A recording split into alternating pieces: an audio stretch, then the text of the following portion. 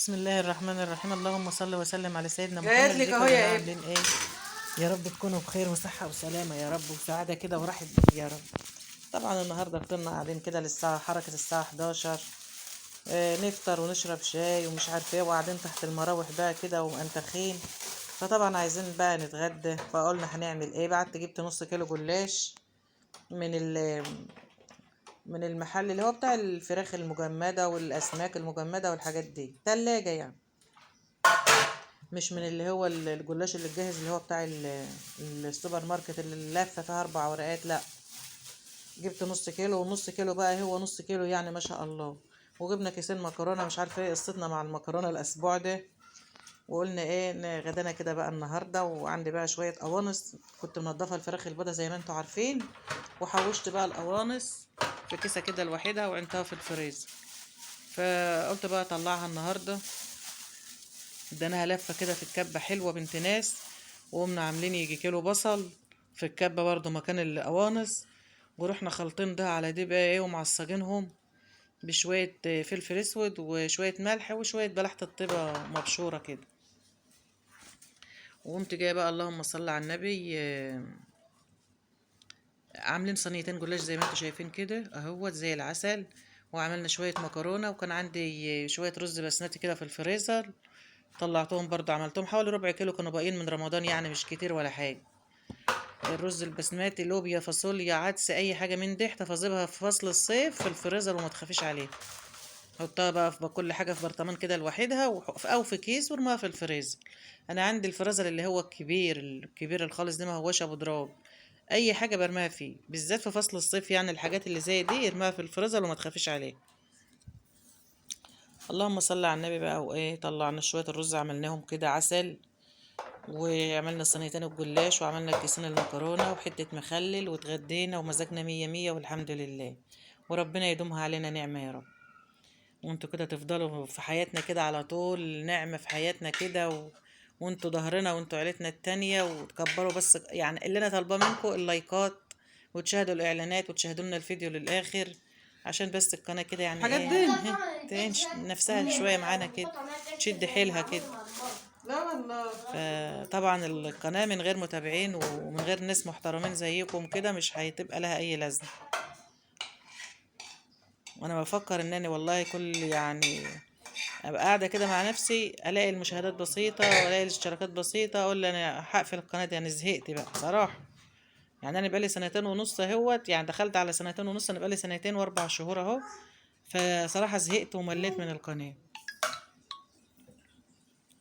فانتم بقى كده اللي هتشجعونا وتدعمونا كده باللايكات والمشاهدات والاشتراكات. انا نفسي اغمض عينيا وافتح عليا القناة عند 50,000 مشترك والفيديو يجي عليه 50,000 خليك مع مشاهدة. الكذاب لغايه ما وبعد بتروح. كده بقى ايه تكبر بقى تاني واحدة واحدة بقى، يبقى عندي 500,000 مشترك وعندي ب100,000 مشاهدة. بس انا اغمض عينيا كده وافتح الاقي عندي كده 50,000 مشاهدة و50,000 مشترك على الفيديو. وده مش هيجي الا بدعمكم وبحبكم وبوقفتكم معايا. حبايب قلبي بحبكم في الله، انتوا اخواتي وعيلتي التانية. حبايب قلبي حبايب قلبي. اللهم صل على النبي. عملنا كده الجلاش زي ما انتوا شايفين. ما عنديش سمنه بقى في الوقت ده، عندي زبده في الفريزر، طلعت حته سيحتها بقى ورشيتها كده على الجلاش. فطبعا هي بتنزل بقى السمنه بتنزل بين التفاتيح اللي انت عملتها بالسكينه من اول الرقاق للارضيه. بيبقى زي الفل، ولا تعملي بالفرشه ولا راقه راقه تعكها سمنه ولا حاجه. عملناها كده وكان زي الفل وزي العسل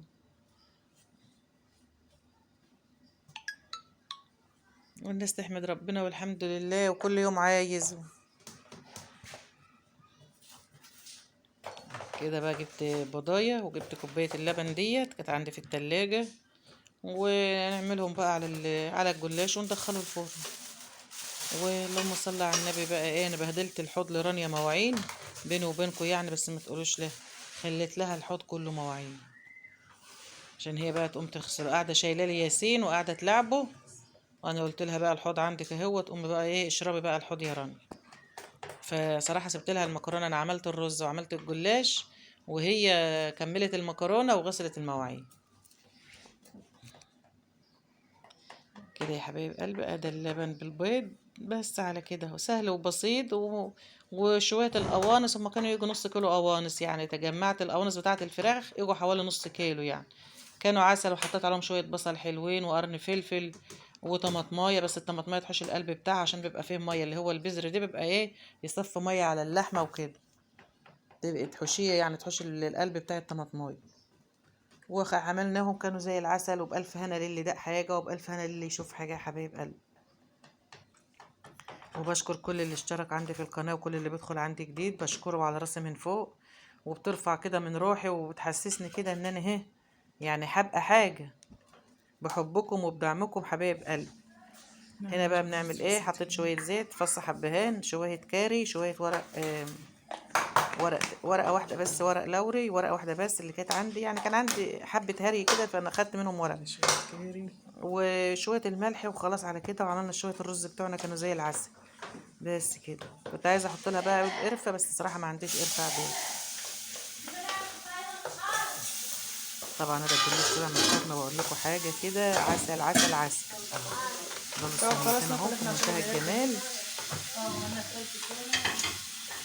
اللهم صل على النبي. كده غدانا هو واحدة زي هبة حبايب يعني. قلبي، واشوفكم بقى في فيديو جديد باذن الله. ما تنسوناش بقى بالله عليكم باللايكات والاشتراكات والتعليقات الجميله حبايب قلبي بحبكم في الله، واشوفكم في فيديو جديد، ومع الف سلامه.